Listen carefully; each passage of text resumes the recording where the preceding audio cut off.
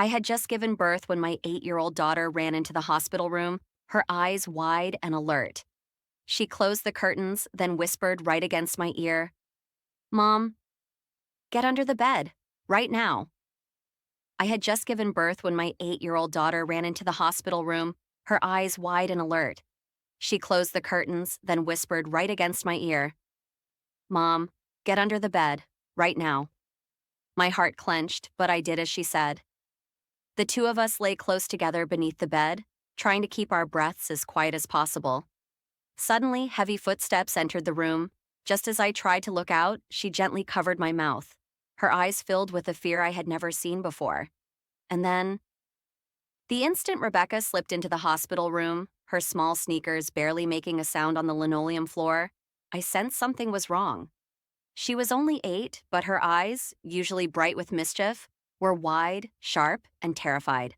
She pressed a finger to her lips, rushed forward, and with surprising strength pulled the curtain shut. The newborn slept in the bassinet, unaware of the sudden tension filling the room. "Mom," she whispered, leaning so close her breath trembled against my cheek. "Get under the bed, right now." I had given birth barely 2 hours earlier. My body still felt like it didn't belong to me. Every movement thick and slow, but her urgency cut through everything. My pulse jumped. I didn't question her. Something in her tone, steady but breaking, told me she wasn't playing, wasn't imagining things, wasn't being dramatic.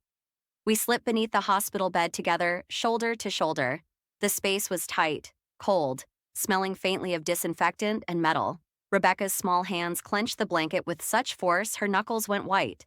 I wanted to ask what was happening, but before I could get a word out, she shook her head fiercely. Then came the footsteps. Heavy, confident, purposeful. They entered the room without hesitation, the soles pressing into the tile with a rhythm too slow to belong to a nurse rushing between patients. Every step made Rebecca flinch. She grabbed my hand in both of hers and pressed it against her chest. Her heart thudding hard against my palm.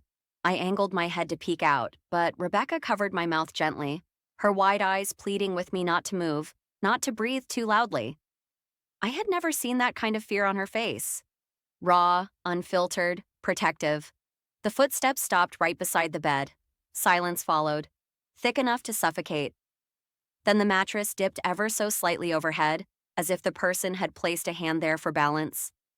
I could hear breathing now, slow, deliberate, controlled in a way that made my skin crawl. The figure leaned closer to the bed, casting a moving shadow against the floor, inching slowly toward where we were hiding. And then